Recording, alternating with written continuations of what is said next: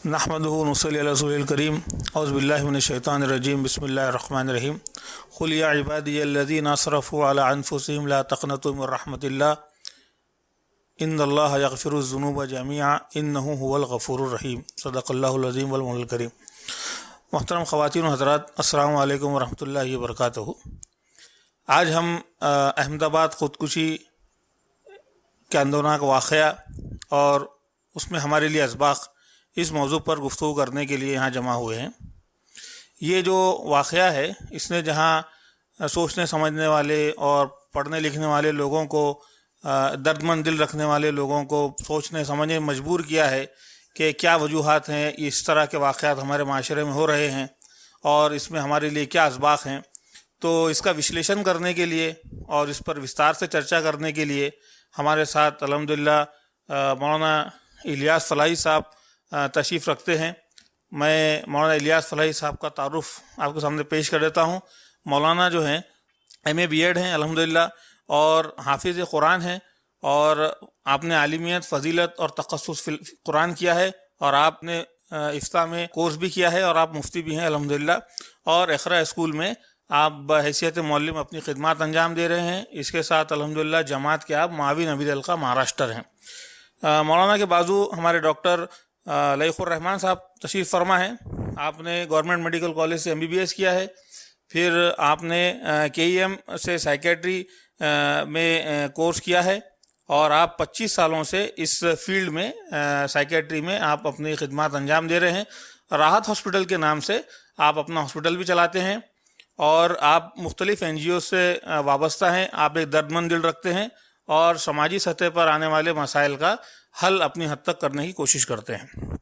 उनके बाजू हमारे डॉक्टर सादिक कुरैशी साहब तशरीफ़ रखते हैं। आपने MBBS किया है, और आप DNB हैदराबाद से साइकेट्री में DNB हैं। आपकी 10 साल की प्रैक्टिस है। आप प्रेरणा हॉस्पिटल में अपनी खिदमत अंजाम दे रहे हैं, और आप साइकेट्री के एक मशहूर लेक्चरर भी हैं और प्रैक्टिशनर भी हैं। तो मैं अपने सवालात को शुरू करता हूँ। सबसे पहले हम मौलाना से जानने की कोशिश करेंगे कि मौलाना, ये जो ख़ुदकुशी के रुझानात जो पनप रहे हैं, उसकी क्या वजह है, कि इसकी आप क्या वजह समझते हैं, इसकी क्या वजूहात हैं? बिस्मिल्लाहिर्रहमानिर्रहीम। ख़ुदकुशी के जो रुझानात हैं, तो इसके कई असबाब हैं। समाजी असबाब हैं, इसके नफ्सियाती अवामिल और फैक्टर्स हैं, और इसके माशी असबाब हैं, और इसी तरह से इसके जज्बाती और दीगर जो है बहुत सारे असबाब हैं। लेकिन एक इसका बड़ा सबब जो है वो ये है कि इंसान का इसका रूहानी जो अप्रोच है, ताल्लुक़ बिल्लाह, तवक्कुल अल्लाह, ईमान बिल्लाह या शऊर ज़ात, इसका फ़ुक़दान है। यानी हम इस बात को महसूस करते हैं कि मुसलमानों के दरमियान कभी ख़ुदकुशी के वाक़यात जो है ना, बहुत ही मामूली इक्का दुक्का हुआ करते थे। हालांकि उस ज़माने में माशी मसाइल बहुत ज़्यादा थे, गुर्बत और इफ़लास बहुत था, अमराज भी थे, लेकिन सबसे अहम चीज़ ये थी कि लोगों का अल्लाह की ज़ात पे भरोसा बहुत था। तो तवक्कुल अल्लाह और ईमान बिल्लाह और रूहानियात के इंसान जो है वो हमेशा अल्लाह का ज़िक्र अपने ज़ुबान पर जारी रखें। तो ये ऐसी चीज़ें हैं कि जो इंसान को हर हाल में हालात का मुकाबला करने के लिए तैयार करती हैं। उसको अपने तकदीर के फ़ैसलों पर पूरा यकीन और इत्मीनान होता है। तो मैं ये समझता हूँ कि जो भी मसाइल आज के ज़माने में हैं, जो स्ट्रेस और जो दबाव काम कर रहा है, जो तन्हाइयाँ और जो माशरे ने जो मसाइल खड़े किए हैं, तो इन सारी चीज़ों का जो मतलब कुरान और सुन्नत की रोशनी में जो चीज़ सामने आती है वो ये है कि आज का जो इंसान है वो दरअसल एक तो ये है कि वो ख़ुद फरामोशी का शिकार हुआ है, वो अपने खुदी को और अपनी ज़ात को भुला चुका है। और दूसरा मसला ये है कि मादा परस्ती के इस्तिग़राक़ ने आज जो है इंसानों को इंसानों से जुदा कर दिया है। एक खुदा बेजार समाज या एक इंसान बेजार समाज, यानी इंसान बेजार समाज की तश्कील हो रही है, और नतीजा ये है कि इंसान के जज्बात व एहसासात को नहीं समझ रहा है। तो कुरान इस सिलसिले में बड़ी वाज़ेह रहनुमाई करता है। कुरान ने इंसानों से सबसे पहले ये बात कुरान ने इंसानों को कही है कि इंसान जो है उसकी ज़िंदगी खुदा की तरफ से एक अमानत है, اور یہ امانت دنیا میں اس کو اس لیے بخشی گئی ہے تاکہ انسان اپنی آخرت بنا سکے اور اپنی دنیا بھی بہتر بنا سکے۔ اور دوسرے قرآن نے سورہ نساء میں یہ بات کہی ہے کہ وَلَا تَقْتُلُوا أَنفُسَكُمْ إِنَّ اللَّهَ كَانَ بِكُمْ رَحِيمًا، کہ لوگوں تم اپنے آپ کو ہلاک نہ کرو، اللہ تم پر بڑا مہربان ہے۔ اگر تم اپنے آپ کو ہلاک کرتے ہو ظلم اور عدوان کی بنیاد پر تو اس ہلاکت کے نتیجے میں ہم تمہیں آتش دوزخ میں ڈال دیں گے۔ مَن يَفْعَلْ ذَلِكَ عُدْوَانًا وَظُلْمًا فَسَوْفَ نُصْلِيهِ نَارًا وَكَانَ ذَلِكَ عَلَى اللَّهِ يَسِيرًا۔ ایک جگہ قرآن یہ کہتا ہے کہ وَلَا تُلْقُوا بِأَيْدِيكُمْ إِلَى التَّهْلُكَةِ، لوگوں تم اپنے آپ کو ہلاک نہ کرو، احسنوا، ہمیشہ نیکیاں یعنی احسان کی روش اختیار کرو، نیکی کے راستے پر چلو، ان اللہ یحب المحسنین۔ تو قرآن کے نقطہ نظر سے یہ بہت ساری چیزیں ہمارے سامنے آتی ہیں۔ تو میں یہ سمجھتا ہوں کہ موجودہ دور میں خودکشی کے جو رجحانات ہیں، تو رجحانات میں سب سے بڑا سبب یہ ہے کہ انسان مادہ پرست ہو گیا، خود فراموش ہو گیا، انسان بیزار ہو گیا، انسانوں سے دوریاں اختیار کر رہا ہے، اور روحانی قدروں کی پامالی ہے۔ یہ ساری چیزیں مل کر انسان کے لیے ہلاکت کا راستہ اس میں جو ہے مل رہا ہے اس کو۔ میرا سوال ڈاکٹر لطیف الرحمان صاحب سے ہے کہ ڈاکٹر صاحب یہ بات کہی جاتی ہے کہ خودکشی جو ہے وہ ٹپ آف این آئس برگ ہے، تو اس کی جڑ میں کیا چیزیں شامل ہوتی ہیں؟ مطلب اس سائیکو انالیسس کس طرح کیا جاتا ہے، اگر آپ اس پر روشنی ڈالیں تو۔ السلام علیکم۔ سب سے پہلے تو میں شکر گزار ہوں مولانا کا کہ انہوں نے کافی تفصیل سے یہ باتیں بتا دی ہے، اسپریچول جو اسپیکٹس ہے اس کے روحانی۔ ساتھ ہی ساتھ جو ڈاکٹرز نے اور سائیکیٹرسٹ نے جو باتیں کی ان میں کئی باتیں وہ ہو سکتی ہیں اس کی وجہ۔ ایک تو یہ ہو سکتا ہے کہ اس کو جو کوئی نفسیاتی مرض ہو سکتا ہے، ڈپریشن ہے، جس کی وجہ سے وہ کوئی دھیان نہیں دے پا رہا ہے اپنے آپ کو، یا یہ ہو سکتا ہے کہ کوئی اچانک کسی کا ڈیتھ ہو جائے، یا یہ ہو سکتا ہے کہ کوئی بہت بڑا نقصان ہو جائے، یا ہم دیکھتے ہیں کہ بہت سی مرتبہ جو ایگزامس کے بعد جو فیلیورس ہوتے ہیں وہ ہیں۔ اور جیسا کہ آپ نے پوچھا تھا کہ رجحانات بڑھ رہے ہیں، تو یہ ایک اسپریچول جو ڈیکے ہے، مطلب جو ہمارا روحانی جو نیچے جا رہے ہیں ہم زوال، وہ بھی ایک وہ بہت بڑی وجہ ہے۔ لیکن ساتھ ہی ساتھ یہ بھی چونکہ جیسے جیسے ہم لوگ بڑھ رہے ہیں ویسے ویسے ایک نیوکلیئر فیملیز بڑھتے جا رہے ہیں۔ پہلے جو فیملیز رہتے تھے بڑے، اس میں جھگڑے بھی ہوتے تھے لیکن مل بھی جاتے تھے لوگوں کے روسز۔ یہاں پر نیوکلیئر فیملیز میں جب ہسبینڈ اور وائف میں کوئی کانفلکٹس وغیرہ ہوتے ہیں تو ان کو ریزالو کرنے کے لیے کوئی نہیں ہوتا ہے۔ پھر کئی مرتبہ یہ ہوتا ہے کہ ہمارے جو ایکسپیکٹیشنس ہے، جو ہماری توقعات ہے، اس میں اور جو حقیقت ہے، ریئلٹی ہے، اس میں ایک فرق ہو جاتا ہے۔ تو ہم کوشش کر سکتے ہیں کہ وہ ایکسپیکٹیشنس حاصل کریں، لیکن ریئلٹی کو ہم چینج کرنے پہ قادر نہیں ہیں۔ ہم کو ایکسپیکٹیشنس کے حساب سے کام کرنا ہوتا ہے۔ اس لیے کئی مرتبہ ہم کو جو بات کہی جاتی ہے کہ انکنڈیشنل ایکسیپٹنس جسے کہتے ہیں، کہ بھئی آپ کو قبول کرنا چاہیے کہ ہاں یہ ایسے حالات ہیں اور مجھے ان حالات سے جتنا ممکن ہے نکلنے کی کوشش کرنا پڑے گا، یا اگر ایسے ہی حالات ہیں تو ایسے حالات ہی کے ساتھ میں جیتا رہوں گا۔ یہ ہم کو ایک قسم کا احساس ہونا چاہیے۔ دوسرا NCRB کا یا نیشنل کرائم رپورٹ بیورو کا کہنا ہے کہ سب سے بڑی وجہ خودکشی کی جو ہے تو یہ فیملی کانفلکٹس یا خاندانی جو اختلافات ہے یا خاندانی جو کشمکش ہوتی ہے وہ ہیں۔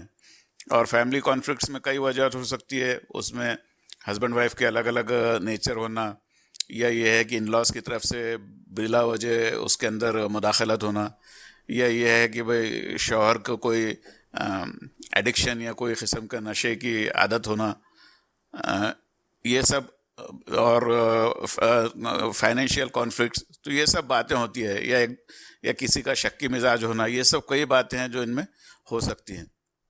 بہرحال یہ کئی وجوہات ہیں جو ہو سکتے ہیں، اس کے علاوہ اور بھی کوئی وجہ ہو سکتی ہیں جو صادق قریشی صاحب اس پر روشنی ڈالیں۔ ہم ڈاکٹر صادق صاحب سے جاننا چاہیں گے کہ یہ جو خودکشی کا یہ سارا عمل ہوتا ہے، اس کے ریڈ سائنس کیا ہوتے ہیں تاکہ ایک ارلی لیول پر اس کو پہچانا جائے اور اس سے بچا جائے؟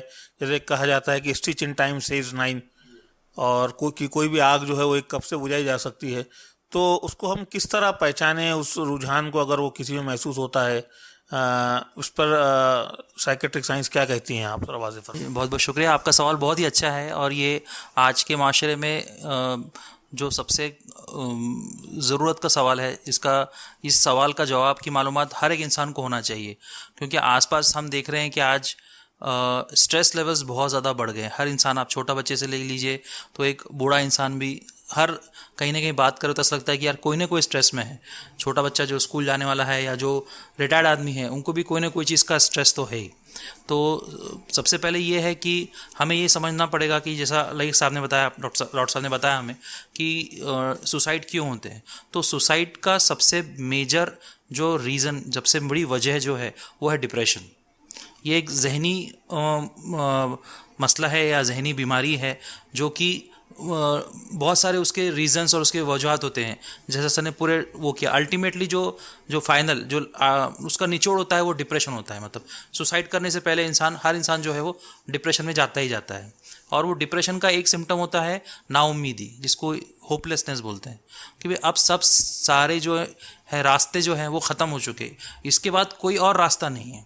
آپ یہ سوچئے کہ اگر کوئی انسان سوسائڈ کر رہا ہے, خودکشی کرنے جا رہا ہے, تو اس کو لگتا ہے کہ سب سے آسان اور سب سے جس میں اس کو خوشی ملیں گی وہ یہی راستہ ہے. مطلب اس کے پہلے وہ سارے راستے جو ہے وہ اس کی ٹرائی کر چکا ہے, سارے راستوں سے اسے جو امید تھی وہ امید ملی نہیں, اور اس کے بعد فائنل میں وہ اس مقام پہ آتا ہے. تو گھر والوں کو یہ سمجھنا ضروری ہے کہ ہر انسان جو سوسائڈ کر رہا ہے یا کرنے کی کوشش کی ہے, وہ آپ کو کہیں نہ کہیں کچھ ریڈ سگنلز یا ایک ٹارگیٹ سائنس یا ریڈ سگنلز آپ کو ڈیفینیٹلی دے گا. تو ہمیں وہ پک اپ کرنے کی ضرورت ہے.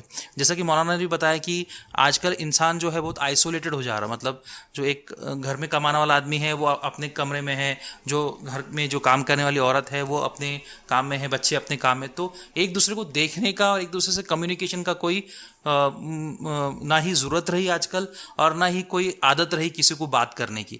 تو یہ چیز پہچانیں گے کیسا, کوئی ڈپریشن میں ہے یا کوئی تکلیف, ذہنی تکلیف میں ہے, یہ پہچانیں گے کیسا. ہمارے پاس بہت سارے پیشنٹ آتے, بچے آتے ہیں جو 7th 8th 9th 10th یہ ایج میں رہتے ہیں. وہ بولتے ہیں کہ میرے کو پڑھائی نہیں جم رہی, ٹھیک ہے, لیکن ممی پاپا سمجھتے نہیں. میں نے آپ بات کرو, نہیں ڈاکٹر صاحب میں بات کروں گا بھی تو وہ نہیں سمجھیں گے. تو بھائی کیوں نہیں سمجھیں گے؟ کیونکہ کبھی ممی پاپا کے پاس ٹائم نہیں رہتا ہے. ممی پاپا کو ایسا لگتا ہے کہ امی ابا کو ایسا لگتا ہے کہ ہم نے ان کو ٹیوشن لگا دیا ہے, اب ان کا کام ہے کہ بھائی اب انہوں نے پڑھنا چاہیے, ان کے پیچھے ہم نے پیسہ لگا دیا, ٹائم وہ دے دیا. لیکن ایک ٹیوشن لگا دیا, سب چیز کر دی, لیکن ایک جو بات چیت ہونا چاہیے کہ بیٹا آج جو ہے تم کیسا محسوس کر رہے ہو, آج کیا ہوا ٹیوشن میں, آج کون سے لیکچرز ہوئے, یہ کمیونیکیشن نہیں ہے. اسپیشلی اپنی کمیونٹی کے اندر میں نے جو دیکھا ہے کہ کھانے پہ زیادہ دھیان دیں. آج کھانا کھایا کیا, ٹفن کھایا کیا, کھانے میں کیا چاہیے, یہ زیادہ اس کے اوپر دھیان زیادہ دیا جاتا ہے. لیکن آپ کے ذہن میں کیا چل رہا, کوئی پریشانی ہے کیا, یہ سوالات میں کوئی پوچھتا نہیں ہے. تو گھر والوں کو یہ سمجھنا چاہیے کہ بچے کے اندر یا کسی گھر کے فرد کے اندر کوئی چینجز ہوئے ہیں کیا, کچھ بدلاؤ آئے ہیں کہ اس کے اندر. وہ بہت زیادہ چڑچڑا تو نہیں ہو گیا, وہ بہت زیادہ خاموش تو نہیں ہو گیا, وہ کبھی کبھی ایسا تو نہیں بولتا کہ زندگی اب میں بور ہو گیا زندگی سے, میرے کو اب زندگی جینا نہیں ہے, یہ زندگی بیکار ہے, میں حالات سے تنگ آ گیا ہوں, اب ایسا لگتا ہے کہ سب چھوڑ چھاڑ کے چلے جانا, کہیں تو جا کے بیٹھ جانا, سب سے دور چلے جانا. یہ جو باتیں ہوتی ہیں مائنیوٹ باتیں ہوتی ہیں. لیکن گھر والے کیا کرتے ہیں, زیادہ تر تو بولتے ہیں یار کچھ بھی بولتے رہتے تم, کی کوئی بات ہے کیا, یہ کوئی بات کرنے کا طریقہ ہے کیا, ٹھیک ہے. لیکن کوئی نہیں پوچھتا کہ اچھا آپ کو ایسا لگ رہا ہے, آپ بیٹھیے اپن بات کریں گے, کیا پرابلمس ہے آپ کی. دیکھیے ہر پرابلم کا سلوشن دینا پاسبل نہیں رہتا ہے. لیکن اپنے کو جو میں اگر سمجھو پرابلم میں ہوں, مجھے پرابلم کا سلوشن نہیں چاہیے, مجھے سننے والے کان چاہیے. مجھے سننے والے کان چاہیے. وہ کان کس کے رہیں گے, ٹھیک ہے. میں کسی ان پڑھ آدمی سے جا کے یا جو باہر کا آدمی اس سے جا کے تو میرے پرابلمس ڈسکس نہیں کرتا ہوں. بچوں کو اور کسی کو لگتا ہے کہ یار میں ان کو بول بھی دوں گا نا تو وہ میرا سنیں گے نہیں, وہ میرے کو مطلب میرے جو فیلنگس ہے, میرے جو اندر جذبات ہے اس کو سمجھ نہیں پائیں گے.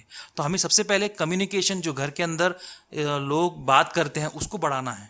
ابھی کیا ہو گیا کہ ہسبینڈ جو ہے وہ اپنے موبائل میں, وائف اپنے موبائل میں, اپنے کام میں یا ٹی وی میں, سیریلس میں, بچے اپنے اس میں, بات چیت ہوتی نہیں ہے, ٹھیک ہے. ایک سوال جو میں ہر پیشنٹ کو پوچھتا ہوں کہ آپ کے دماغ میں کیا چل رہا, آپ کا من کیسا, مراٹھی میں اگر پوچھنا ہے تم سے من کیسا ہے, آپ کے جو ذہن میں کیا چل رہا ہے, ایک سوال بس. اور پھر وہ اپنی پوری کتاب کھول دیتا ہے. بہت سارے پیشنٹ رونے لگ جاتے ہیں. کیوں رونے لگ جاتے ہیں, یہ سوال کسی نے پوچھا ہی نہیں. بچے کو پوچھتا ہے کیا چل رہا ہے آپ کے دماغ میں, کوئی پوچھتا نہیں ہے. تو ہمیں یہ ریڈ سگنلس کی بچہ کہیں چڑچڑا تو نہیں ہو گیا, بہت اکیلا اکیلا تو نہیں رہ رہا, سڈنلی 70-80-90% تھا اس کا, سڈنلی جو ہے فال ہو گیا, مطلب پڑھائی کے اندر بالکل ہی کمزور ہو گیا ہے, کانسنٹریشن لیول بہت کم ہو گئے. وہ بول رہا ہے کہ امی میرا دھیان ہی نہیں لگ رہا, مطلب میں پڑھتا ہوں لیکن میں بھول جاتا ہوں. یہ بھولنے کی ایک عادت جو ہے یہ بھی ایک ڈپریشن کی علامت ہے. اسپیشلی جو گھر کے لیڈیز ہیں ان کے اندر بھی یہ جو بھول جاتے چھوٹی چھوٹی چیزیں, چابی رکھ کے بھول گئے, برتن چمچہ رکھ کے بھول گئے, کوئی امپورٹنٹ ڈیٹ تھی وہ بھول گئے, تو یہ بھی ڈپریشن کی علامت ہے. اس کے بعد بچے جو ہیں کبھی کبھی بہت چڑچڑاپن کرتے ہیں, اسکول جانے کے لیے منع کر دیتے ہیں, تو یہ بھی دیکھنا پڑے گا. ایک اور جو ڈپریشن کی علامت ہوتی ہے وہ ہے ایڈکشن, مطلب نشہ. تو بہت سارے بچے جو ہیں ان کو لگتا ہے کہ یہ ٹینشن سے باہر نکلنے کے لیے کوئی نشہ کرنا چاہیے. اور سب سے پہلا جو نشہ اپنے معاشرے میں آتا ہے وہ ہے تمباکو کا نشہ. وہ دو چیزوں میں آتا ہے, ایک تو سگریٹ یا تو بار تمباکو جو پوڑی بولتے ہیں اس کو, گٹکا. اس میں اس کے بعد جو یہ سٹارٹنگ پوائنٹ رہتا, اس میں بہت سارے ماں باپ کیا کرتے کہ اگنور کرتے, ارے ٹھیک ہے نا یہ عمر میں بچے کرتے, لیکن وہ سٹارٹنگ پوائنٹ ہے. وہاں سے پھر بچے گانجے کی طرف, شراب کی طرف, آج کل جو بٹن آئے ہوئے ہیں اس کے طرف, تو یہ سب سٹارٹ ڈپریشن سے ہوتا ہے. تو یہ ایک اور بہت بڑا ریزن ہے جی. جو جینٹس لوگ ہیں, جو میلس لوگ ہیں, ان کے اندر سب سے بڑا ریزن جو سوسائڈ کا ہے وہ ہے ایڈکشن. بہت سارے لوگ جو خودکشی کرتے ہیں وہ شراب کے نشے میں کرتے ہیں. تو ایک بہت ہی مین ریزن ہے شراب. تو یہ بھی اپنے کو, اس کے اوپر بھی اپنے کو کام کرنا پڑے گا گھر والوں کو کہ بھئی کہیں بچہ جو ہے کہیں غلط عادتوں میں اور غلط نشوں میں تو نہیں پڑ گیا ہے.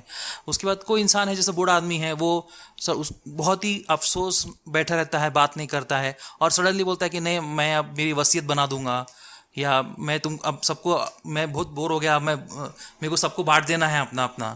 تو ایسے کچھ اگر ویل بنا رہا ہے, یا جو اپنی جائیداد کو تقسیم کرنے کے لوگ رہتے, یہ سوسائڈ سے پہلے کرتے ہیں لوگ. تو یہ سب چیزیں اپنے کو دیکھنا پڑے گا کہ گھر والوں کے اندر, تو یہ دیکھنے کے لیے سب کا کمیونیکیشن اور سب کا ساتھ میں رہنا کچھ ٹائم تو بھی دن بھر میں سے یہ ضروری ہے.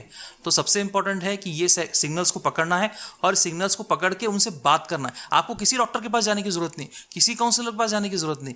دیکھیے آپ کا بچہ ہے, آپ کا گھر والا ہے, وہ آپ سے زیادہ بات کریں گا کہ کاؤنسلر سے زیادہ بات کریں گا, لیکن آپ اس سے بات ہی نہیں کر رہے.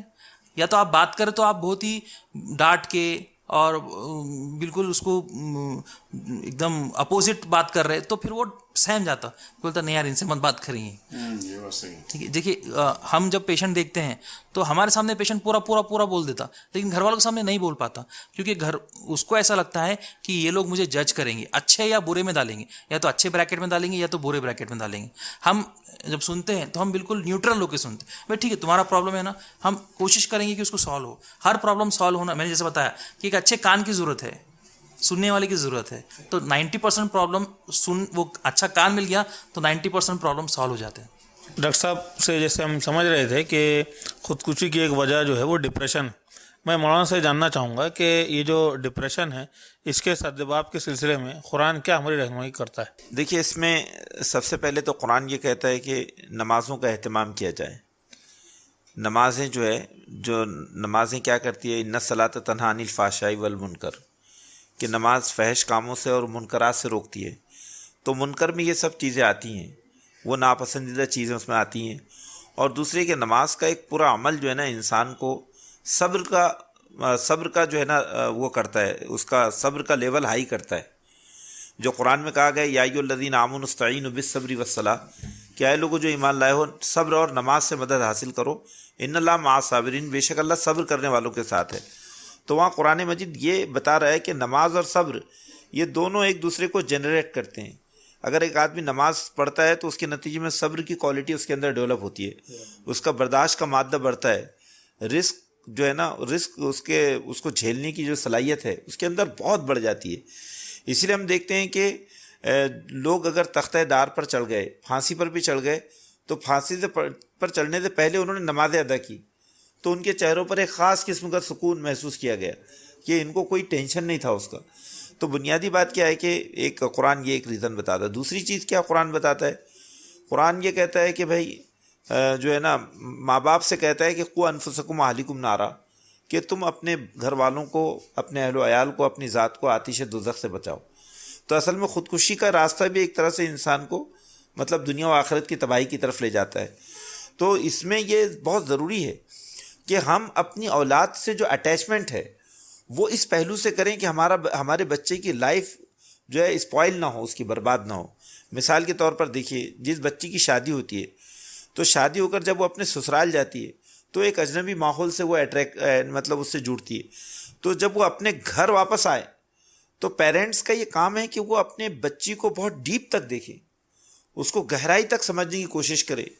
اس کے چاہے جنسی مسائل ہو، اس کے چاہے سوشل مسائل ہوں، اس کے چاہے ساتھ میں چاہے بلنگ کے مسائل ہوں.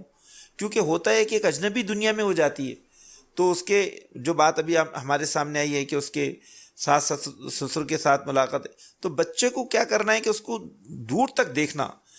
یہ بات بہت اہم ہے، یہ قرآن میں بھی یہ بات شامل ہے. قرآن یہ کہتا ہے کہ مشاورت کا جو عمل ہے، مشاورت کا عمل اسلامی تمدن کی بنیاد ہے.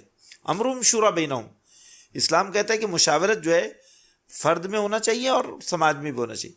تو پیرنٹس کا یہ کام ہے کہ اپنے بچوں کے رجحانات کو مستقل جانچیں. جیسے مثال کے طور پر ہمارے بچے سوشل میڈیا پر ہے، ابھی پب جی کھیل رہے بچے پب جی کھیل رہے ہیں، تو پب جی کھیلتے کھیلتے کئی خودکشیاں ہوئی ہیں. بچوں میں ایک خاص قسم کا جو ہے نا، آپ کے بچے کو کڈنیپ کر لیا گیا اور آپ کو معلوم تک نہیں کہ بچہ کڈنیپ ہو چکا ہے، مینٹلی سائیکولوجیکلی کڈنیپ ہو گیا. تو میں یہ سمجھتا ہوں کہ قرآن کے نقطہ نظر سے یہ بات سامنے آتی ہے کہ قرآن مجید نے ماں باپ کو زمین پر جو نسل دی ہے، اس نسل کا پہلا محافظ ماں باپ کو بنایا ہے. ماں باپ جو ہے نا، وہ جب تک ماں باپ ہیں، ماں باپ زندگی کی آخری سانسوں تک وہ اپنی اولاد کے نگہبان ہیں، اپنی اولاد کے نگہبان ہیں. ہر حال میں وہ اپنے بچوں کو جانچیں. جیسا مثال کے طور پر ابھی سامنے واقعات آئے ہیں، ایک جگہ پر جو ہے ایک ڈاکٹر بچی جو ہے خودکشی کر رہی ہے. سوال یہ پیدا ہوتا ہے کہ ایک اتنی لرنڈ بچی خودکشی کے راستے پہ جا رہی ہے تو پیرنٹس کیا کر رہے تھے؟ اس کا مطلب یہ کہ کہیں نہ کہیں چیزیں یوں ہی ڈیولپ نہیں ہوئی جیسے کہ دوسرے ابھی ہمارے قریب کے جو ہے بچے نے خودکشی کیا نیٹ کے ایگزام میں، اچھا رزلٹ. تو مسئلہ یہ ہے کہ اس کے پیچھے جو اسباب ہے وہ یہی ہے کہ ہماری آگاہی متاثر ہوئی ہے. قرآن نے اس پر یہ کہا کہ قوا انفسکم اہلیکم نارا، ایک بات قرآن نے یہ کہی ہے. پھر قرآن نے اس سلسلے میں یہ بات بھی کہی ہے کہ جو صلہ رحمی ہے، صلہ رحمی کا جو کلچر ہے، یہ اسلام، قرآن یہ کہتا ہے کہ یہ اسلام کی بنیادوں میں سے ہے. یعنی اسلام کی جو بڑی بنیادیں ہیں تو ایک تو ہے حقوق اللہ اور دوسرا ہے صلہ رحمی. قرآن نے کہا کہ منافق معاشرے کی پہچان یہ ہوتی ہے کہ اس میں صلہ رحمی نہیں ہوتی. صلہ رحمی کیا ہے؟ صلہ رحمی یہ ہے کہ انسان جو ہے اپنے رحمی رشتوں کے سلسلے میں مستقل متوجہ ہو. وہ اپنے بھائیوں کو دیکھیں، وہ اپنی بہنوں کو دیکھیں، وہ ان کی خیریت دریافت کریں. اس کی زندگی میں ایک اتنا وقت روزانہ اتنا وقت ہونا چاہیے کہ وہ اپنے لوگوں سے مستقل کانٹیکٹ میں رہے. کانٹیکٹ کا کوئی بہانہ اس کے پاس ہو، وہ فون پر ربط کر لے، پوچھ لے بیٹا کیا ہے، کیسے ہیں، کس طرح کے حالات ہیں. دیکھیے میں یہ اچھا کچھ چیزیں کیسی ہیں. صلہ رحمی کو قرآن نے بہت ڈیٹیل میں بیان کیا. قرآن کیوں کہتا ہے اس کو صلہ رحمی کو؟ قرآن اس لیے کہتا ہے کہ قرآن کو یہ معلوم ہے کہ انسان ایک ایسی مخلوق ہے کہ اگر اس کے ساتھ صلہ رحمی نہیں کی گئی تو انسان جو ہے انسان جو ہے مایوسیوں کا شکار ہوتا ہے اور وہ اجنبیت محسوس کرتا ہے اور پھر وہ نتیجے میں سمجھتا ہے کہ اس دنیا میں میرا کوئی نہیں ہے اور مجھے جو ہے کوئی اہمیت حاصل نہیں ہے، لہذا میرے لیے صرف ایک ہی راستہ ہے اور وہ راستہ یہ ہے. بلا شبہ یہ سب ایک تیسری جو بات ہے جو آپ نے پوچھا اس کی بنیاد پر کہ بنیادی طور پر ہمیں اپنے بچوں کی تربیت میں ایمانیات کو اور توکل علی اللہ کو مستقل شامل کرنا چاہیے. ہمارے بچوں کو مشکل ترین حالات میں اللہ کی ذات پہ بھروسہ کرنا سکھانا چاہیے کہ اللہ کی ذات پہ کیسے بھروسہ کیا جاتا ہے. ابھی کیسے کرتے ہیں بھروسہ؟ چھوٹی چھوٹی چیزوں میں ان کو یہ بتانا ہے کہ بھئی یہ جو لقمے ہم کھاتے ہیں یہ خدا کا شکر ہے، اگر یہ کسی وجہ سے ہم کو میسر نہ آئے تو ہمیں صبر کرنا چاہیے، روزہ رکھنا چاہیے. یہ چیزیں یا اسی طرح سے جو ہے نا تکالیف میں جب ہم برداشت کرتے ہیں تو اس کا بھی اجر اللہ کے پاس ہے نا. یہ بات بہت اہم ہے. ایک جگہ اللہ کے رسول کی حدیث ہے من عز مصابا فلو اثر اجر فاعلی، کہ جو آدمی کسی ستم رسیدہ شخص کی تعزیت کرتا ہے، اس کو جا کر دلاسا دیتا ہے، تو وہ اپنی مصیبت میں جتنا اجر پاتا ہے اس پہ صبر کر کے اتنا ہی اجر اس شخص کو ملے گا کہ جس نے اس مصیبت زدہ شخص کی اس کو جو ہے تسلی دی، یعنی وہ چیز سامنے آتی. تو اس چیز کو ہمیں سمجھنے کی ضرورت ہے کہ ہمارے بچے کی اعتقادی تربیت، اس کی روحانی تربیت، اس کی جذباتی نشوونما میں کہ ہمارے بچے غصوں کے بہت تیز ہو گئے ہیں اور غصے میں کسی بھی انتہائی اقدام تک پہنچ رہے ہیں. تو اسلام غصے پہ کنٹرول کرنے کے لیے جو ٹولز اسلام میں ہیں کہ کیسے آدمی جو ہے وضو کر لے، آدمی نماز پڑھ لے، آدمی اپنی پوزیشن کو چینج کر لے، استغفار کریں، ہے نا، یہ سب چیزیں. اور اسی طرح جنسی نشوونما، جنسی تعلیمات اسلام کی بہت اہم ہیں، اور اسی طرح سے جو ہے عقل و فہم کی نشوونما. تو ہمیں یہ سمجھنا چاہیے کہ اسلام سب سے پہلے اسلام جس چیز کی طرف توجہ دیتا ہے، میں یہ سمجھتا ہوں وہ ہے روحانی نشوونما. اعتقادی نشوونما کے ساتھ روحانی نشوونما کی ایک بات میں آپ کو یہ بتانا چاہتا ہوں کہ جس شخص کی بھی روحانی تربیت ہوگی، یعنی وہ اللہ کا ذکر کرتا ہو، اللہ کو یاد کرتا ہو، اللہ کو محسوس کرتا ہو، وہ شخص کبھی خودکشی کر ہی نہیں سکتا، وہ کبھی خودکشی نہیں کر سکتا. جو شخص یہ کہے کہ الحمدللہ، مصیبتوں میں مشکلات میں کہے کہ الحمدللہ، نعوذ باللہ جو ہے، تو وہ جو کلمات ہے وہ کلمات نہیں ہیں، وہ کلمات ایک طاقت ہے کہ خدا اس سے جڑ جاتا ہے. فاذکرونی اذکرکم، تم میرا ذکر کرو میں تمہارا ذکر کروں گا. تو یہ جو ہے کچھ اس کے چیزیں ہیں جو کہ ہم متوجہ ہو سکتے ہیں کہ ہم، جیسا کہ یہ جو بچی کی جو چیزیں سامنے آئی ہیں، جو عائشہ عارف خان نے جس طرح سے یہ اقدام کیا ہے، تو اس میں واضح طور پر یہ سمجھ میں آ رہا ہے کہ اس سے یہ معلوم ہی نہیں تھا کہ یہ خودکشی کتنا بڑا جرم ہے.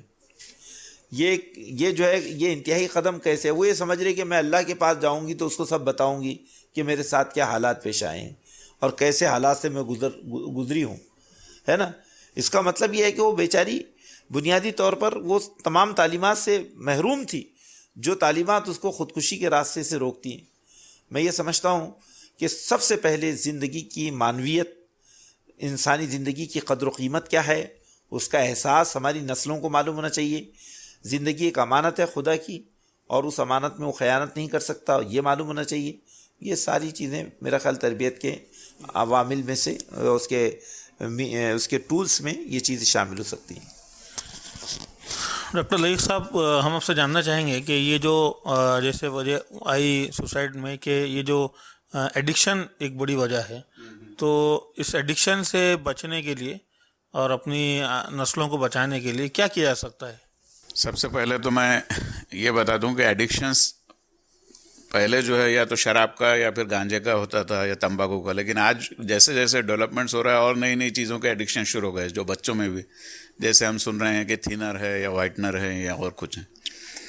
اور جیسا کہ ڈاکٹر صادق نے بتایا ابھی کہ ایڈکشنز بھی جو ہے تو سوسائڈ کا ایک کاز ہو سکتا ہے. لوگ جو ہے تو شراب کے نشے میں یا دیگر اور کوئی نشوں میں بھی ایڈکشن کر سکتے ہیں. نہ صرف یہ بلکہ شرابی کی بیوی بھی جو ہے حالات سے تنگ آ کر، یا اس کا بچہ یا جو بھی بہت سینسیٹیو اگر کوئی بچہ ہے تو وہ بھی لوگ جو ہے تو حالات سے تنگ آ کر خودکشی کر سکتے ہیں. اب سوال یہ ہے کہ ایڈکشنز کو سے کیسے روکا جائے یا رکایا جائے یا کم کیا جائے. اس لیے کہ زیرو تو نہیں کر سکتے ہم، لیکن کم اور زیادہ ہوتی رہتی ہیں چیزیں. تو سب سے پہلے ہمیں یہ کرنا ہوگا کہ جو اسکولس ہے، اسکول میں 7ویں 8ویں کے جو کلاسز ہے اس میں نشے کے بارے میں جو ہے تو بہت زیادہ بچوں کو ایک معلومات دی جانی چاہیے. بلکہ ان کو پیسیو معلومات نہیں دینی چاہیے، ان کو ہی جو ہے تو الگ الگ تقریری مقابلے، تحریری مقابلے، speech competition, writing competition, drawings, مطلب ان کا ایکٹیو پارٹیسپیشن ہونا چاہیے. بہت سی مرتبہ ہم یہ ہوتا ہے کہ کوئی آتا ہے ایک سائیکیٹرسٹ یا کوئی سائیکولوجسٹ یا کوئی کاؤنسلر ہو، تقریر کر کے بچوں کے سامنے چلے جاتا ہے. تو بیسیکلی یہ پیسیو لرننگ ہے. اس کے بجائے اگر ہم ایکٹیو لرننگ کریں کہ تم ہی ایک آرٹیکل لکھو، تم ایک مضمون لکھو، یا تم ایک ڈرائنگ بناؤ، یا تم ایک اسپیچ دو شراب پہ یا کوئی اور نشے پہ اور اس سے کیا نقصانات ہوتے ہیں، تو ظاہر ہے کہ جب وہ تقریر یا جو بھی تیاری کرے گا تو اس وقت اس کے ذہن میں بہت سی باتیں آئیں گی، یا بہت سی باتیں جو اس کو نہیں پتہ ہے وہ معلوم کرنے کی کوشش کرے گا. تو اس کو اس طرح سے بہت زیادہ وہ ہو سکتے ہیں. دوسرے یہ کہ اسکولس میں اگر ہمارے جیسا سر نے بتایا کہ ریڈ سائنس ہے اس کے سگنلز، ڈپریشن کے. ویسے ہی نشے کے بھی ریڈ سگنلز ہو سکتے ہیں. بچہ جو ہے سمجھو ایڈولیسنٹ ہے, 15 سال 20 سال کا, اسکول نہیں جا رہا ہے یا کالج نہیں جا رہا ہے, یا یہ ہے کہ وہ کپڑے برابر نہیں پہن رہا ہے, یا یہ ہے کہ اس کے جو بات چیت ہے اس میں فرق آ گیا ہے, تو ہم سمجھتے ہیں کہ یہ بچے کو کچھ نہ کوئی ایڈکشن کر رہا ہے. تو بہت جلد اگر ہم جلد سے جلد اس کو سائیکیٹرسٹ کے پاس لے جائیں اور اس کا علاج کریں تو ہو سکتا ہے. اسی طرح گانجا ہے اور شراب ہے. اور جیسا کہ الحمدللہ ہم سب مسلمان ہیں تو ہم کو پتہ ہے کہ جو سارا جو ہر نشہ حرام ہے, یہ ایک حدیث کا مفہوم ہے. تو جو ہمیں جو ہے اس بات کی زیادہ سے زیادہ کوشش کرنا چاہیے کہ بچوں کو بچپن سے ہی مذہبی اور دینی اور روحانی تعلیم دی جائے. اور ظاہر ہے کہ جو گھر میں باپ اس کے دوسرے رشتہ دار صحیح رہیں گے, اس گھر میں بچے کے ایڈکشن ہونے کے چانسز جو ہے وہ کافی کم ہوتے ہیں. تو یہ سب الگ الگ چیزیں ہم کوشش کرتے ہیں. سب سے پہلے یہ ہے کہ ایڈکشن شروع میں ہوتے ہی بہت جلدی علاج کرنا چاہیے.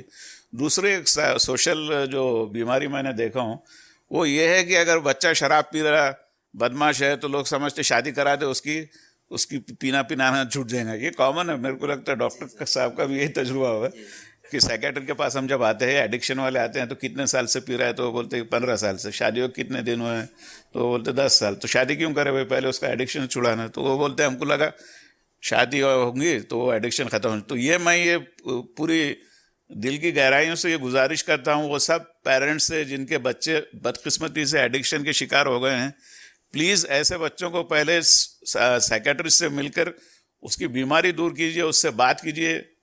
پیشنٹ آئے نہ آئے, آپ سائیکیٹرسٹ سے مل کے اس سے مشورہ لیجیے, آپ اس سے پوچھیے کہ کیسے کر سکتا ہے اور دور کیجیے. اس کے بعد یہ آپ شادی کیجیے. کیوں, تو شادی کر کے آپ جو ہے نہ صرف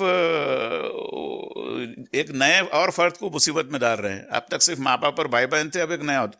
تو پلیز اس سے بچیے اور اس پر دھیان دیجیے. شکریہ, جزاک اللہ. ڈاکٹر صادق صاحب سے ہم یہ سمجھنا چاہیں گے کہ یہ جو سوسائڈ کی جو اکثر وجوہات میں سے ایک وجہ, اور یہ جو عائشہ عارف خان کی کیس میں بھی تھی کہ کانفلکٹ ہوتا ہے میاں بیوی کا, تو اس کو سائیکیٹری کس طرح دیکھتی ہے اور اس کی کیا وجوہات ہوتی ہیں, اس کا کیا انالیسس ہوتا ہے اور اس سے کیسے بچا جا سکتا ہے؟ جی, سوال بہت ہی اچھا ہے آپ کا کہ بہت کامن بھی ہے یہ.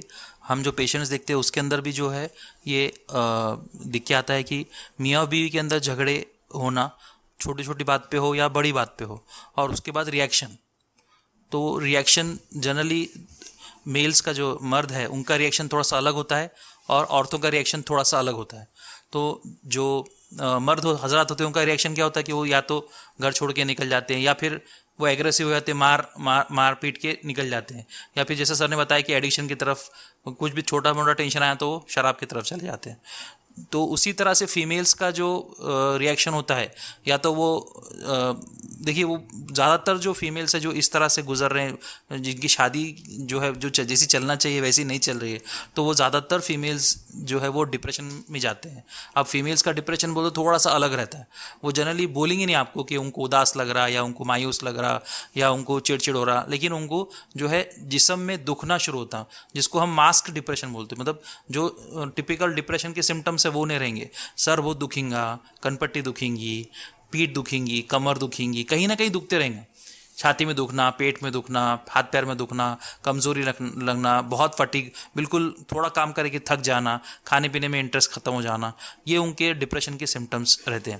تو سب سے پہلے یہ ریئیکشن ہوتا ہے, ڈپریشن آتا ہے. کبھی کبھی کیا ہوتا ہے کہ میاں بیوی کا جھگڑا ہوا, شوہر باہر نکل گیا اور بیوی نے سڈنلی کچھ دماغ میں آیا اس کے کہ نہیں اب نہیں رہنا ہے, اور اس نے کچھ اٹھا کے پی لیا جو گھر میں اویلیبل جنرلی جو ہے جو اپنے فلور کلینرز ہوتے ہیں, فینائل ہوتا ہے, یا پھر کوئی ایسڈ ہوتا ہے ٹوائلٹ صاف کرنے کا, یا پھر مورٹین کا جو ماسکیٹو ریپیلنٹ رہتا ہے, یہ سب چیزیں, یا پھر پوائزنس ہوتے ہیں. تو یہ امپلسو ہے کہ یہ بغیر سوچے سمجھے کہ بھائی ہم کو سوچنا مطلب کچھ مرنا نہیں تھا, لیکن ہم کو یا تو ایک قسم کا ٹینشن ریلیونگ لگتا ہے ان کو کہ بھئی اس سے تھوڑا سا ٹینشن شاید کم ہو جائے, اس سے شاید ہسبینڈ کا اٹینشن ان کی طرف آ جائے, یا گھر والوں جو ان کے جو شادی شدہ کے مسائل ہے اس کے اندر زیادہ انٹرفیئر نہیں کر رہے, تو وہ لوگ انٹرفیئر کر, ایسا کرنے سے لوگ جمع ہو جاتے ہیں, خاندان والے آ جاتے ہیں, تو بات چیت ہوتی ہے کہ ایسا کیوں کرے.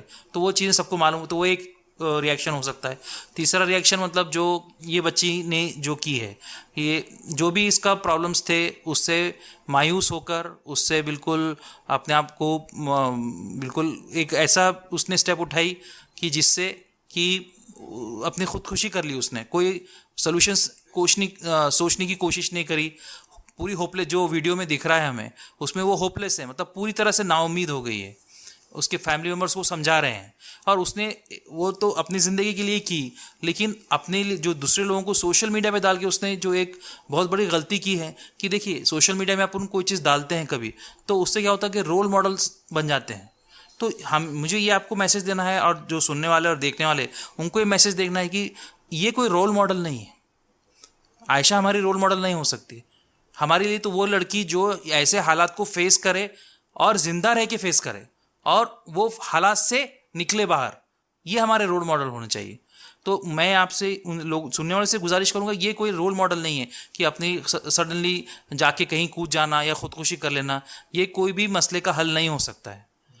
तो जैसा मैंने बताया कि डिप्रेशन, पहले घरों में झगड़े होना, ये तो शौहर मियाँ बीवी की बात हो गई। इसी तरह से जो सास ससुरों में है या नंदों में और भाभीयों में झगड़े होते हैं, इसमें भी बगैर सोचे समझे सडनली कुछ छोटी मोटी बात पे झगड़ा हुआ, जाके कुछ तो भी कूद जाना या फिर कुछ चीज़ खा लेना, ये भी बहुत कॉमन है। इसमें कितना खाना, मतलब समझ में नहीं आता, जो बच्चियाँ रहते हैं कि भाई इससे मेरे को तकलीफ हो सकती है, मैं मर भी जा सकती हूँ इससे, तो बहुत सारे लोग बच जाते हैं, लेकिन कुछ लोग इसमें उनकी मौत भी हो जाती है। तो ये रीज़न्स है घर के, इससे बचना चाहिए। जैसे मैंने पहले बताया कि इससे कम्युनिकेशन इंप्रूव होना ज़रूरी है। हस्बैंड का, ज़्यादातर लेडीज़ का ये बोलना रहता है कि हस्बैंड हमारी बात नहीं सुनता है, वो उनकी साइड लेता है।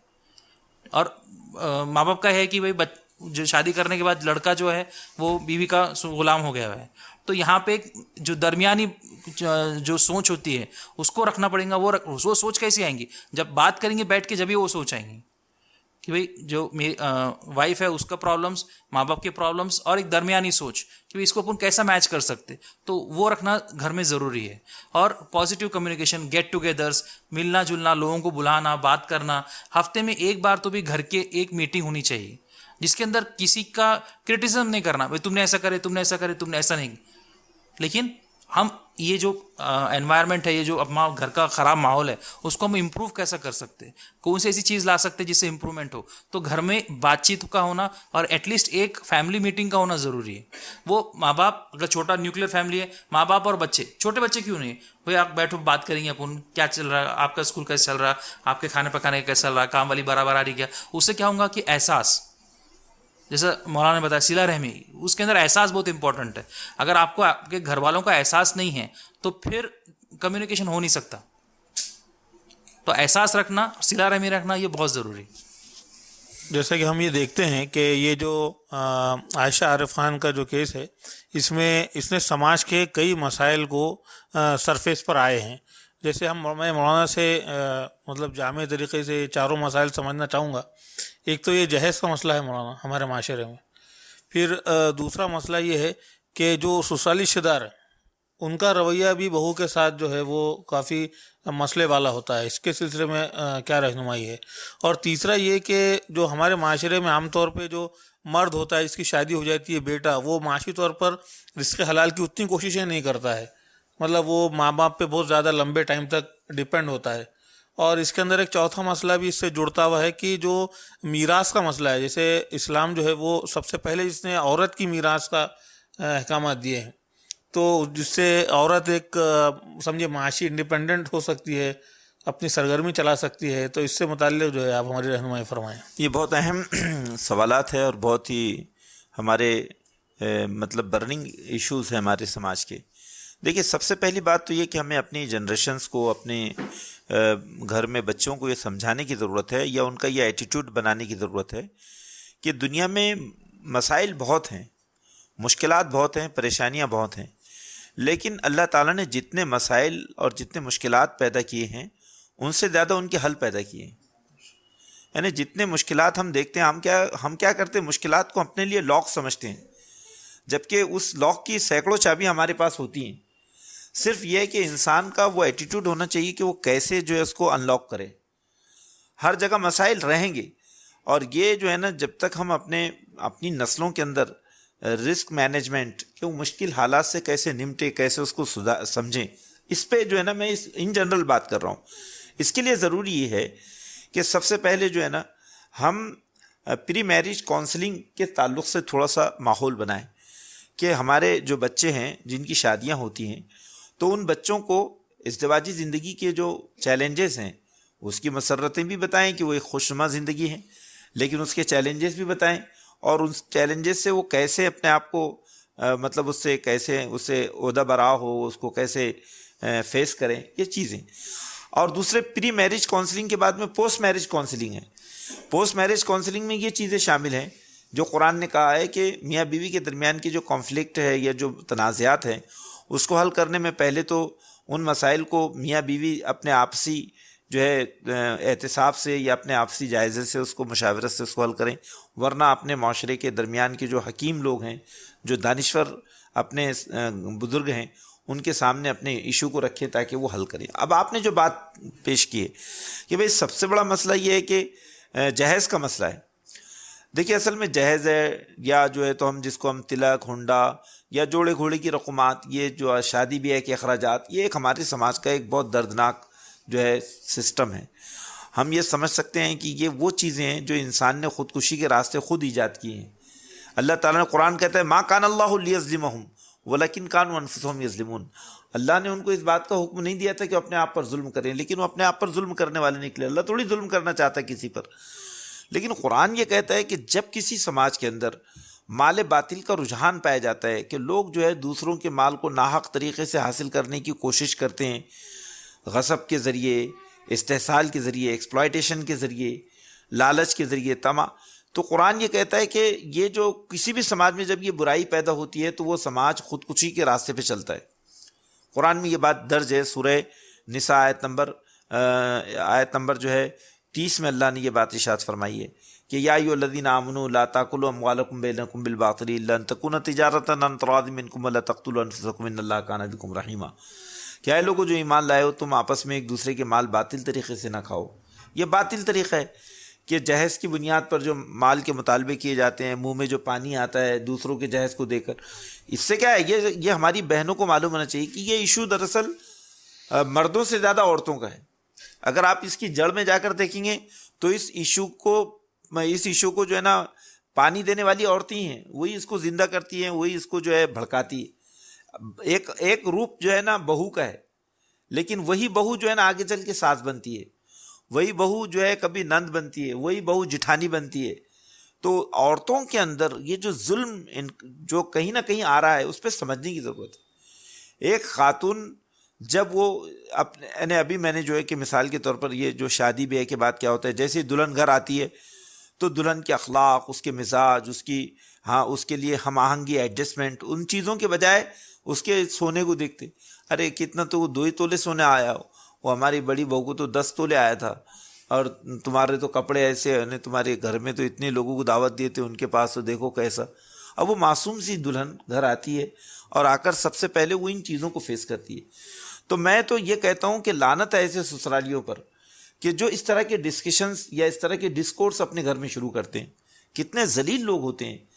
تو میں یہ کہنا چاہتا ہوں کہ ایسی جو ہے اجٹ قسم کی خواتین کہ جو اپنی دلہن کا استقبال اس طرح کے نفسیاتی ٹیسنگ سے کرتی ہے، تو یہ جو ہے جہیز کا مطالبہ اگر کوئی مرد کرتا ہے تو اور یا عورتیں، تو میں اس گھر کے سلسلے میں بتانا چاہتا ہوں کہ اگر کسی خاتون نے اس طرح کے اسٹریس میں یا ڈپریشن کا وہ شکار ہو کر اگر وہ خودکشی کرتی ہے تو بلا شبہ اس نے تو گناہ کبیرہ کیا ہے.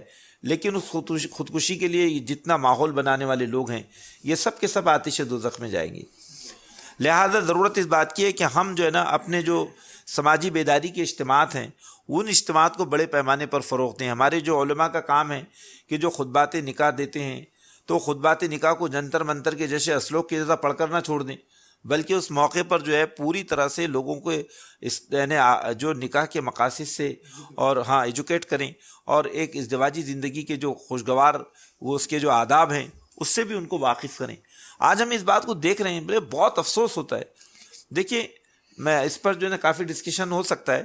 تو دراصل اس میں ابھی جو ہے نا جب ہمارے پاس میں خطبے جو نکاح کے لیے مجھ کو کبھی کبھی بلایا جاتا ہے تو اس میں سارے مرد بیٹھے ہوئے رہتے ہیں، اور عورت سے جو ہے نا بیچاری سے تو 2-3 لوگ جاتے اس کے جو ہے وہ سگنیچر لے کے آ جاتے ہیں، اور وہ جو ہے نا 100-200 یا 1000-2000 مردوں کو ہم بیان دیتے، اور اس بیان کی مردوں سے زیادہ عورتوں کو ضرورت ہے۔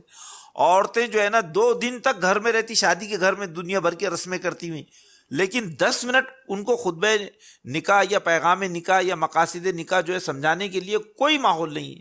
کتنے افسوس کی بات ہے۔ کیا رہے انسان جو ہے نا بنیادی طور پر انسان کی خوبی کیا ہے؟ انسان اپنی فطرت میں برا نہیں ہے، انسان کو تمیز ہونا چاہیے کیا چیز حلال ہے کیا چیز حرام ہے۔ اصل میں ہم جس ماحول میں جی رہے ہیں اس ماحول نے انسانوں سے حرام و حلال کی تمیز چھین لی، اس کے شعور کو پراگندہ کر دیا ہے، لیکن جب ہم اس کو شعور دیں گے تو وہ رجوع اللہ کرے گا۔ ایک چیز یہ۔ دوسری چیز جو آپ نے پیش کی ہے کہ بھئی میراث ہے، وراثت کے مسائل ہے۔ وراثت کے مسائل بھی بہت ہی ہمارے سماج کے بڑے عبرتناک مسائل ہیں۔ قرآن نے ایک بات یہ کہی ہے کہ وراثت یعنی کو ہڑپ کرنے والے لوگ اور وراثت میں قانون الہی کا پاس و لحاظ نہ رکھنے والے لوگ وہ آتش دوزخ میں جلیں گے اور ہمیشہ اس میں ذلت آمیز عذاب پائیں گے۔ ایسی بات کہیں نہیں کہی قرآن نے، یہ بات صرف وراثت کے ذیل میں قرآن نے کہی۔ قرآن نے یہ کہا ہے کہ جو لوگ وراثت کے مال کو کھاتے ہیں وہ اپنے پیٹ میں انگارے بھرتے ہیں، وہ اپنے پیٹ میں جہنم کی آگ بھرتے ہیں۔ تو دراصل آج کل کیا ہو گیا کہ شادی کے نام پر وہ لڑکی والوں کو جہیز دیتے تو ایسا تصور کیا جاتا ہے کہ جہیز نہیں، اس کی وراثت تھی، اب ہمارا ماں باپ پر کوئی حق نہیں رہا۔ یاد رکھیے یہ سوچ غلط ہے۔ وراثت کا جو حق ہے، جو عورت کو امپاور کرتا ہے اکنامکلی، وراثت جو عورت میں خود اعتمادی پیدا کرتی ہے، تو اس کو وراثت ملنا چاہیے۔ پھر اسی طرح سے سسرال کے جو رشتوں کی بات آپ نے کہی ہے کہ سسرالی رشتے، تو اس میں کیسا ہے کہ یہ آداب زندگی کے سب کو معلوم ہونا چاہیے۔ ایک ساس کی تربیت بھی ہونی چاہیے کہ وہ اپنی بہوؤں کے ساتھ کیسے پیش آئے۔ بھئی ہم اسلام کیا کہتا ہے؟ اسلام یہ کہتا ہے کہ انسان تذکیر کا زندگی کے ہر مرحلے میں محتاج ہے۔ قرآن مجید میں یہ بات سورہ زاریات میں کہی ہے، ذکر فإن الذکر تنفع المؤمنین، اے پیغمبر یاد دلاتے رہو، تذکیر کرتے رہو، کیونکہ تذکیر ایمان والوں کو فائدہ پہنچاتی ہے۔ اب ہمارے پاس کیا ہو گیا کہ تذکیر کا پورا ماحول ختم ہو گیا۔ بات ڈاکٹر صاحب نے بڑی پیاری کی، ہمارے گھر میں فیملی اجتماعات کو رواج دینے کی ضرورت ہے۔ فیملی اجتماعات کے اندر ہمیں جو ہے اسلام کی ان تعلیمات کو جو کہ پاکیزہ تمدن کی آبیاری کے لیے بہت بڑا رول ادا کرتی ہے، وہ تعلیمات کا لوگوں بچوں کے سامنے آنا چاہیے۔ وہ احادیث جو کہ بڑوں کا احترام، چھوٹوں سے شفقت اور پیار، یہ سب چیزیں۔ تو ہم دیکھتے ہیں کہ آج کل ساس کا جو رول ہے یا جو نندوں کا جو رول ہے بہت منفی رول ہوتا ہے۔ ان کے جملوں میں ٹیسنگ ہوتی ہے، ان کے جملوں میں منافقت ہوتی ہے۔ یہ منافقت اور یہ ٹیسنگ کا جو رول ہے، یہ اس سے خدا کی پناہ۔ ہمیں لوگوں کو یہ سب چیزیں سکھانے کی ضرورت ہے۔ دیکھیے یہ جو ہے نا ہم جو ہے نا سماج کی برائیوں پر ماتم کریں گے تو ماتم کرنے سے کوئی برائی مٹنے والی نہیں ہے۔ ہمیں دراصل معاشرے کو بدلنے کے لیے بہت آگے جانے کی ضرورت ہے۔ تو آپ نے جو ایشوز پیش کیے ہیں کہ جس میں خاص طور سے میاں زوجین کے درمیان ہونے والے جھگڑے ہیں، یہ بات ابھی سامنے آئی ہے۔ زوجین کے درمیان کی جو بات میں نے آپ کے سامنے کہی ہے کہ بھئی پری میرج اور پوسٹ میرج کونسلنگ کے مضبوط اداروں کی ہمیں ضرورت ہے۔ کیسے ادارے؟ کہ ہمارے شہروں کے جو ریٹائرڈ پرسن ہیں، بہت سارے، اصل میں آج کل کیا ہوتا ہے کہ ہمارے پاس میں جو لوگ باصلاحیت لوگ ہیں جو 58 سال کے بعد ریٹائر ہوتے ہیں، ٹیچر ہیں، ڈاکٹرس ہیں، پروفیسرس ہیں اور بہت سارے انجینئرس ہیں، اعلیٰ تعلیم یافتہ ہیں، جیسے ہی ریٹائر ہوتے ہیں وہ صرف موت کے انتظار میں زندگی گزارتے ہیں۔ وہ سوچتے ہیں سب کچھ ہوا گیا، اب کیا ہے، جب نہایت بری بات ہے۔ ریٹائرمنٹ کے بعد میں ہمارے ان لوگوں کو جن کو کہ اچھی خاصی جو ہے سیلریز ملتی ہیں، وظیفے ملتے ہیں، ہمیں ان لوگوں کی خدمات کو حاصل کرنا چاہیے اور ان کو ٹرین کرنا چاہیے، اور ان کا کام یہ ہو کہ اپنے محلے اور پڑوس کے اندر ایک ایسا نیٹ ورک بنائیں کہ محلے اور پڑوس کے ہر آدمی ان کے کہیں نہ کہیں ٹچ میں آئیں، اور وہ اس طرح سے ہمارے بزرگ اپنے بہترین تجربات کو اپنی جنریشنز کے اندر ٹرانسفارم کریں، اس کو منتقل کریں، تاکہ یہ جنریشن گیپ ختم ہو۔ اور ہمارے بچے جو ہے نا، پہلے آپ دیکھیے کہ محلے کے اندر جو بڑا ہوتا تھا وہ بڑا جو ہے اس کو سارے بچے سلام کرتے، اس کے قریب سے گزرتے، وہ ہر ایک پر نگاہ رکھتا، بچے کچھ اس کے سامنے جو ہے نا اوٹ پٹانگ حرکت نہیں کرتے تھے، بھاگ جاتے تھے۔ تو یہ جو چیز ہے کہ ہمارا جو معاشرہ ہے وہ پیرنٹنگ کا رول ادا کرے، پورا معاشرہ ایک سپورٹو سسٹم فراہم کرے۔ دیکھیے سپورٹی سسٹم جس کو ہم بولتے ہیں، جو قرآن نے کہا نا تعاون علی البر والتقوی ولا تعاون علی الاثم والعدوان، کہ تم آپس میں ایک دوسرے کی نیکی اور تقوی کے کاموں میں مدد کرو اور گناہ اور زیادتی کاموں میں ایک دوسرے کی مدد نہ کرو. یہ جو ہے نا ایک سپورٹی سسٹم ہے. ہمارا معاشرہ اتنا طاقتور ہونا چاہیے کہ محلے کے اندر اگر کہیں پر ظلم ہو رہا ہے تو پورے محلے نے اس ظلم کو برداشت کرنا. ہماری سب سے بڑی پرابلم یہ ہے کہ ہم نے ایک بے رحم معاشرے کی تشکیل کی ہے. نہایت شفاق اور بے رحم معاشرہ ہمارا ہے. ابھی میں نے ایک منظر کو اپنی آنکھوں سے دیکھا ہے کہ ایک بچی جو ہے وہ میاں بیوی کے درمیان جھگڑے ہوئے، وہ اپنی جو ہے اس نے لا کر چھوڑ دیا بیوی کو. پھر وہ اپنے گھر اس کے بچے کی ولادت ہوئی، لڑکی ہوئی، اور وہ تقریباً 10-12 مہینے وہ اپنے گھر رہی. وہ بچی اتنا تڑپتی رہی اپنے شوہر سے ملاقات کے لیے. میں نے بیچ میں پڑھ کر بالآخر کوشش کیا کہ اس کے شوہر سے اس کی ملاقات کرائی جائے. وہ تو بولے ہم چھوڑ ہی دیتے. وہ جھگڑے کائے کے تھے، سوشل میڈیا پر جو ہے نا میسیجنگ وغیرہ کے جھگڑے تھے. اب جو ہے تو میں گیا وہاں لے کر. اب وہ میں نے وہاں پر تقریباً میں 6-7 گھنٹے ان کے درمیان رہا کاؤنسلنگ کے لیے. میں نے دیکھا وہ 6-7 گھنٹے میں اس نوزائیدہ بچی کو نہ اس کی دادی نے لی، نہ اس کے دادا نے ہاتھ لگایا، نہ اس کے پھپھو نے ہاتھ لگائی، نہ اس کے چچا نے، نہ اس کے شوہر نے.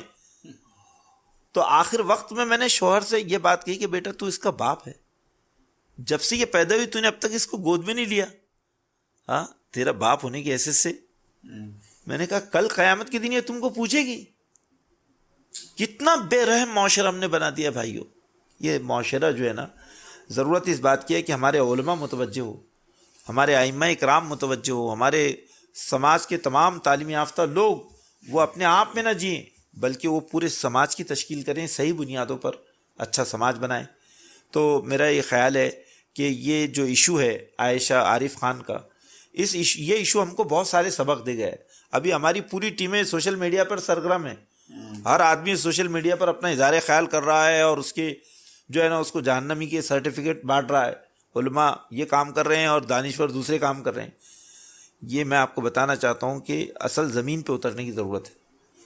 اب آپ کے اطراف میں ابھی سینکڑوں عائشائیں گھوم رہی ہیں جو ابھی زندہ ہیں، تو اس کو بچاؤ. جو مر گئی اس کے اوپر جو ہے نا جو ماتم ہو رہا ہے وہ ماتم ٹھیک ہے، اس سے کچھ احساس زندہ ہو جانا چاہیے، لیکن پریکٹیکل جو سوچ ہے وہ یہ ہے کہ معاشرے کی صحت مند بنیادوں پر تشکیل کے لیے ہمیں بہت بڑے پیمانے پر مہم چلانے کی ضرورت ہے اور مستقل سرگرم رہنے کی ضرورت ہے. تو یہ چند باتیں ہیں، انشاءاللہ اس سے فائدہ ہوگا. میں آخر میں بس ایک منٹ میں آپ لوگوں سے یہ جاننا چاہوں گا کہ میاں بیوی کے خوشگوار تعلقات کے لیے آپ کیا سوچتے ہیں؟ آپ کی پنچ لائن کیا ہے؟ کیا کیا جانا چاہیے؟ ایک منٹ میں آپ کنکلوڈ کریں اس کو. جیسے کہ میں بتایا کہ کمیونیکیشن اور احساس. اگر آپ تکلیف میں ہیں تو بات کریں. اگر آپ بات نہیں کریں گے تو آپ کا درد کوئی نہیں سمجھ سکتا. بات کرنا ضروری ہے، چاہے شوہر سے ہو یا کسی سے بھی ہو.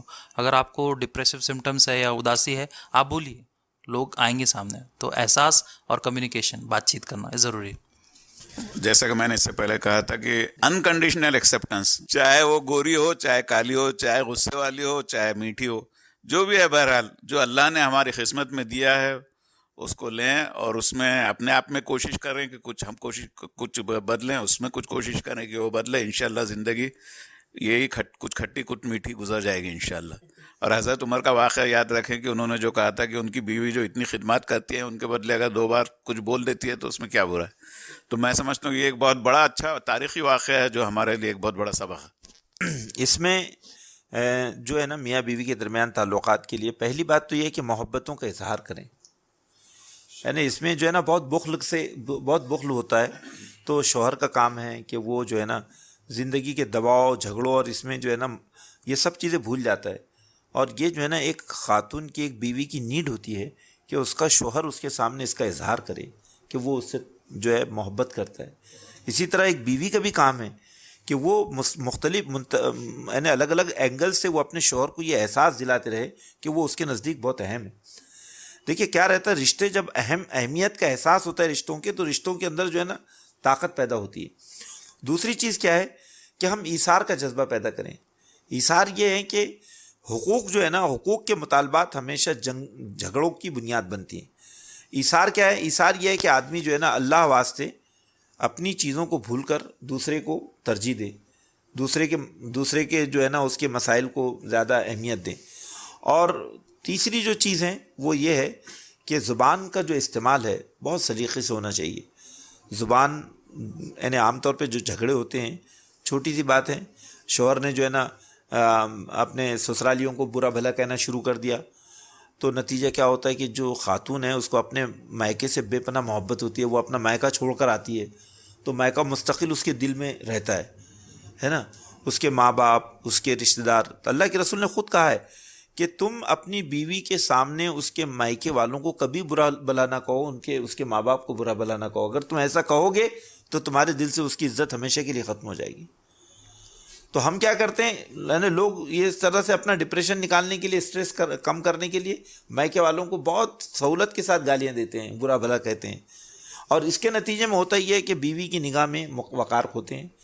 اور اسی طرح سے بیوی کا کام بھی یہ ہے کہ وہ اپنے شوہر کے سامنے اس کے رشتہ داروں کو، جس سے ان کا ایک خاص اٹیچمنٹ ہے، اس کی بہنیں ہیں، اس کے ماں باپ ہیں، وہ ان کا احترام کریں، ان کے بارے میں غیبت نہ کریں، چغلی نہ کریں، ان کی بہت ساری. اور اسی طرح سے رشتوں کو زندہ رکھنے کے لیے ضروری ہے کہ ہم درگزر کا ماحول بنائیں.